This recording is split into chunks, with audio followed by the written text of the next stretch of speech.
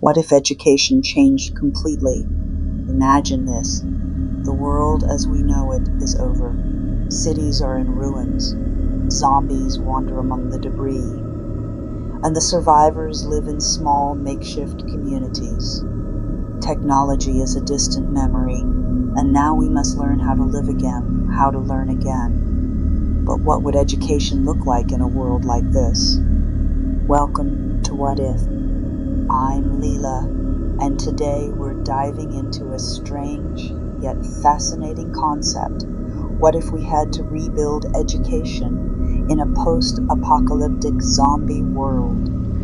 To rethink education for today's world, and explore the CLICK framework: content, communication, cognition, and culture. But of course, adapted to a new reality where survival is everything. Let's explore each of these C's in this zombie apocalypse version of education. So let's start with content.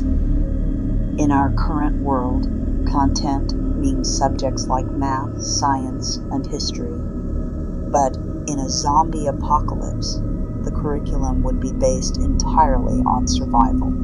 Forget calculus, think combat basics, identifying edible plants, building secure shelters. This new curriculum would be stripped down to the essentials, focused on keeping you alive. Imagine a class on shelter building. The teacher leads students through the forest, showing them which branches work best for structure, how to tie secure knots, and how to layer leaves to make it waterproof. And then the students build it.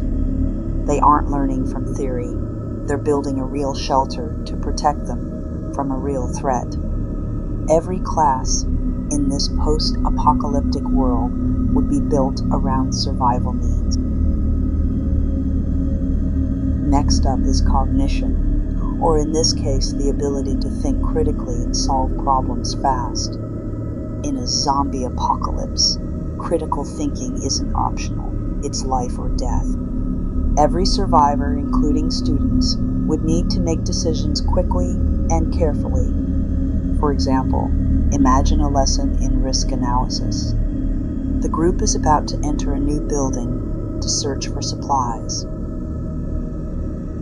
They're taught to scan for signs of recent activity, footprints, open doors, or anything that suggests zombies might be nearby.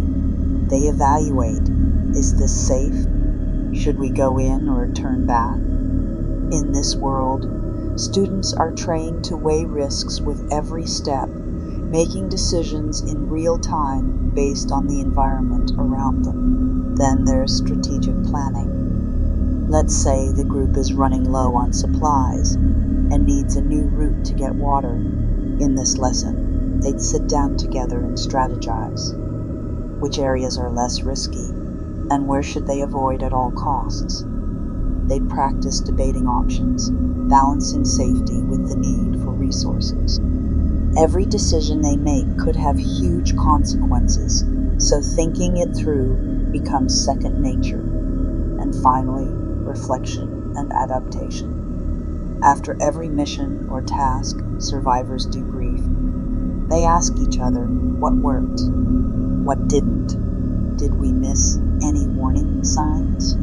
It's about constantly improving, learning from mistakes, and applying that knowledge in the future. So, in a world where cognition means surviving each day, students become adaptable, quick thinking, problem solvers, not because it's in the curriculum, but because it's a matter of life and death.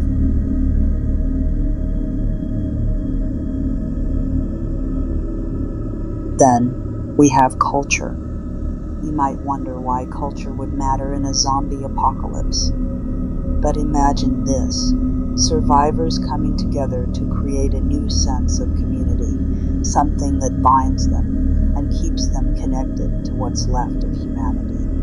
In this world, culture would be all about building a shared identity and remembering the past. Imagine gathering around a campfire at night. Older survivors share stories from the old world, tales of skyscrapers and technology, of music and books. These stories aren't just for entertainment. They're reminders of what life used to be, and maybe even a source of hope. Then there'd be discussions about values ethics in a world that seems lawless. Let's say a group of students is debating whether it's fair to take supplies from others they come across. Is survival the only thing that matters, or should they hold onto some idea of compassion and fairness? These aren't easy questions, but the discussions help shape a new set of values for their community. And then there's creativity. Despite the chaos, students might paint symbols or create small flags, drawing on materials around them. They'd explain the meaning behind these symbols, maybe even creating a new flag for their group. It's a small way to express themselves and feel connected to a community, a reminder that they're not just surviving, they're building something meaningful. In this world, culture is about connection, identity, and keeping the spirit of humanity alive, even if it's just a flicker in the dark. Finally, in a zombie apocalypse, communication would be crucial, but it would be entirely different from what we know today. Communication wouldn't just be about speaking correctly, it would be about conveying information quickly, clearly, and in ways that keep people safe. Here, language of learning, language for learning, and language through learning would help survivors acquire the communication skills essential for survival. Language of learning refers to the specific vocabulary and phrases students would need to understand instructions and basic survival skills in a zombie-ridden world. For example, terms like shelter, provisions, alert, and infection become essential to everyday discussions. Specific phrases for survival actions, like prepare for attack or secure the perimeter, would be commonly used. Vocabulary related to health, such as disinfect, wound, and contamination, would be vital for dealing with injuries and avoiding infection. Language for learning focuses on the language that allows students to communicate with each other while learning. In this world, teamwork and collaboration are essential for survival, so students would need language to coordinate tasks, give clear instructions, and check for understanding. Phrases like, "Can you confirm the area is safe?" or "Let's split up to cover more ground help organize group survival strategies." Asking for clarification, such as, "What's our next step?" or "Are you sure it's safe?" is vital for confirming details in high-stakes situations. Basic language to give directions: "You cover the entrance," while "I check supplies" would become second nature in survival tasks. Language through learning is about internalizing and applying language as students gain new skills in real contexts. In a zombie apocalypse, students would constantly be learning and using language in real-time survival scenarios, allowing them to reinforce language through action. Students might reflect on their actions by discussing what worked and what didn't. Today, we learn to build a stronger shelter.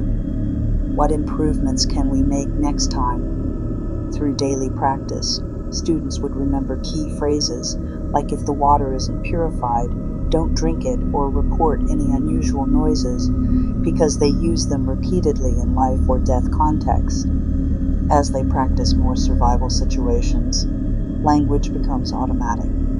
Saying "be on high alert" or "prepare to move out" becomes part of their instinctive communication. So, what would a class look like in a post-apocalyptic zombie world? It would be a class where every lesson helps you survive, connect, and remember. It's an education that prepares you for the darkness, but reminds you of the light that came before.